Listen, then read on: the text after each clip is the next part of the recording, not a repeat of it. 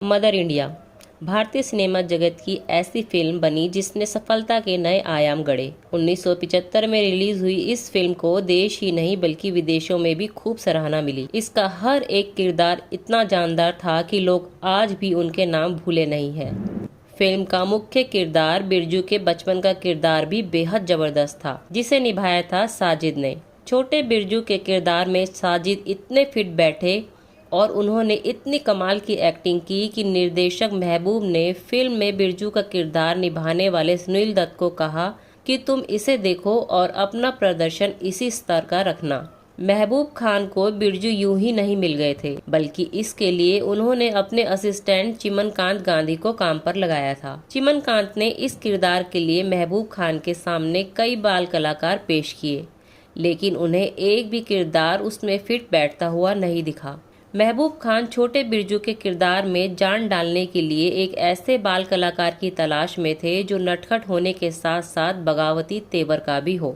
एक दिन ये बात महबूब खान के फाइट मास्टर डगलस के कानों में पड़ी कि छोटे बिरजू के लिए कोई सही बच्चा नहीं मिल पा रहा। उन्होंने चिमनकांत को बताया कि उनके फाइटर में से एक वाजिद का बेटा साजिद है जो इस किरदार के लिए फिट होगा। ये बात सुनकर चिमनकांत डगलस के साथ वाजिद के घर गए।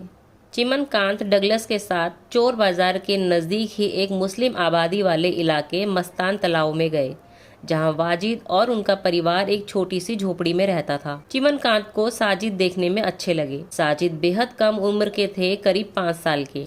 चिमनकांत ने जब उनसे कुछ सवाल पूछे तो उन्होंने फटाफट जवाब दे दिया। चिमनकांत लड़के की हाजिर जवाबी से बेहद प्रभावित हुए, क्योंकि साजिद निडर थे और बचपने का नटखटपन उनमें कूट कूट कर भरा था। उन्होंने साजिद के पिता से अगले दिन बेटे को महबूब खान के पास लाने को कहा। वाजिद अपने बेटे को लेकर महबूब खान के पास वक्त से पहले ही पहुंच गए। जब महबूब ने साजिद को फटे हुए कपड़ों में देखा तो उन्हें इस बात की आशा कम ही थी कि झुग्गी से आया एक लड़का छोटे बिरजू का किरदार निभा पाएगा। लेकिन जब साजिद ने अपने नटखट अंदाज में महबूब खान से बात करनी शुरू की, तब महबूब खान को कुछ आशा जगी। साजिद ने उन्हें एक कहानी भी सुनाई, जिसे सुनकर महबूब खान उन पर लट्टू हो गए और उन्हें छोटे बिरजू के रोल के लिए चुन लिया गया। फिल्म की शूटिंग के दौरान साजिद नरगिस से भी बहुत घुल मिल गए थे और अपनी ऑन स्क्रीन माँ को वास्तविकता में भी माँ कहकर ही बुलाते। उनका शरारते और भोला चेहरा देख नरगिस भी उन्हें खूब चाहने लगी थी। महबूब खान भी उनके अभिनय से बेहद प्रभावित हुए।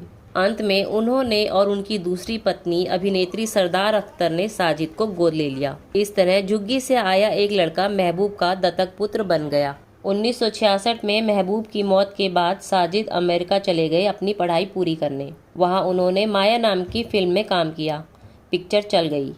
मामला इतना हिट रहा कि इसी नाम से 18 एपिसोड की एक सीरीज बनाई गई, जिसमें साजिद खान ने मुख्य किरदार निभाया।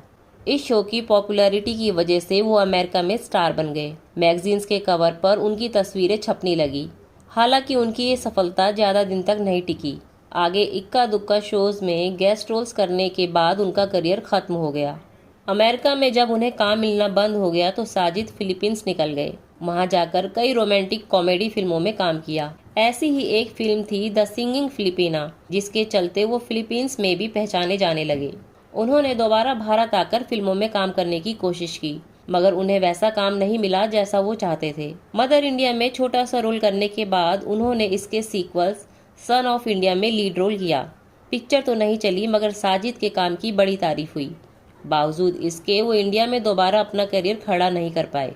साजिद के बेटे समीर ने एक इंटरव्यू में कहा था, मेरे पिताजी को राजकुमार पीताम्बर राणा और सुनीता पीताम्बर ने गोद लिया था, पर उन्हें पाला महबूब जी ने। मेरे पिता ने फिल्मों में काम करना काफ़ी पहले ही छोड़ दिया था। अब वो दान पुण्य ही करते थे। उन्हें केरल बहुत पसंद था, इसलिए वो यहाँ आए, दोबारा शादी की और यहीं बस गए। साजिद खान अपनी दूसरी पत्नी और बच्चों के साथ केरल में रहते थे। मदर इंडिया के साजिद खान का 22 दिसंबर 2023 को कैंसर के कारण निधन हो गया। इस खबर की पुष्टि उनके बेटे समीर ने की। उन्होंने बताया कि वह कुछ समय से कैंसर से जूझ रहे थे।